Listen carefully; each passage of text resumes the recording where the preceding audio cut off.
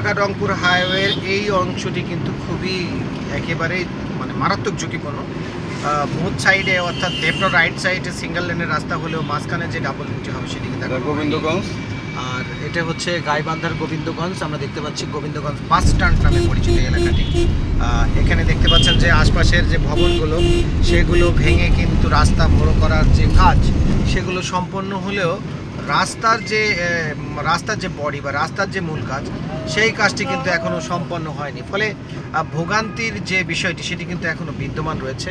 আর আশপাশের আমরা দেখতে পাচ্ছেন যে দোকানপাট ভেঙে, বিল্ডিং ভেঙে কিন্তু সেগুলো এখান থেকে ঠিক করা হয়েছে। অর্থাৎ রাস্তা বড় করার জন্য প্রথম দিকের যে অধিগ্রহণ সেটি সম্পন্ন হয়েছে, বাড়িঘর ভেঙে কিন্তু রাস্তা তৈরি করার জন্য হচ্ছে লেন সেটিও কিন্তু এই যে সম্পন্ন করা হয়েছে, কিন্তু মূলত রাস্তার যে মূল বডি মাঝখানে যে রাস্তাটি সেটি কিন্তু এখনও অসম্পূর্ণ। আপনারা দেখতে পাচ্ছেন এখানে অটো স্ট্যান্ড বসানো হয়েছে, ট্রাক, বাস, বিভিন্ন ধরনের যানবাহন মাঝখানে রেখে দেওয়া হয়েছে, ফলে কিন্তু এই জায়গাটাতে যদি আপনি কোনোভাবে দ্রুত গতিতে চলে আসেন, এখানে অটোসহ নানান ধরনের ব্যাটারি চালিত যে যান সেগুলো রয়েছে।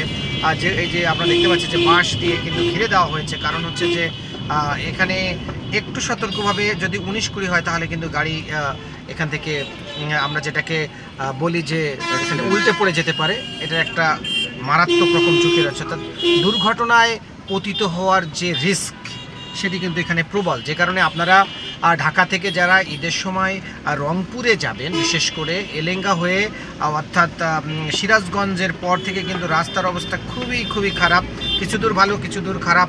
এইভাবে যেহেতু রাস্তাটি মেরামতের কাজ চলছে বা এক্সটেনশনের কাজ চলছে ছোপ গতিতে, ছোপ উন্নতি, অতএব আপনাদেরকে বিনীত অনুরোধ করব, বিশেষ করে গোবিন্দগঞ্জ এলাকাতে যারা পার হবেন, অর্থাৎ যারা রংপুরে যাবেন, বৃহত্তর রংপুর বিভাগের এই রাস্তা দিয়ে যারা যাবেন, সৈয়দপুরে যারা যাবেন, তারা কিন্তু এই জিনিসটি খুবই সতর্কভাবে পার হবেন। অর্থাৎ যারা নীলফামারী, লালমনিরহাট, গাইবান্ধার এই যে অংশটি, পঞ্চগড়, দিনাজপুরেও কিন্তু এই রাস্তা দিয়ে যাওয়া যায়, ফলে সবাইকে কিন্তু খুবই সতর্ক হইতে হবে। দেখেন যে কি একটা খুব সরু রাস্তা, আপনি দ্রুত গতিতে আসলে কিন্তু এখান থেকে একটা বাস পাশে রেখে যদি এভাবে মালামাল উঠানামা করে তাহলে কিন্তু আপনি আর এখান থেকে যে ক্রস করবেন, তাকে ওভারটেকিং করবেন, সেটা কিন্তু কখনো খুবই দুর্বিষহ। ফলে এই জায়গাটি বা এই স্থানটি থেকে যখন আপনারা যাবেন তখন কিন্তু একটু সাবধানে পারাপার হবেন। আশা করছি আপনাদের ঈদযাত্রা ভালো হবে, সুন্দর হবে, আপনারা সবাই খুশি মনে গিয়ে ঈদ পালন করবেন। সবাইকে ঈদ মোবারক।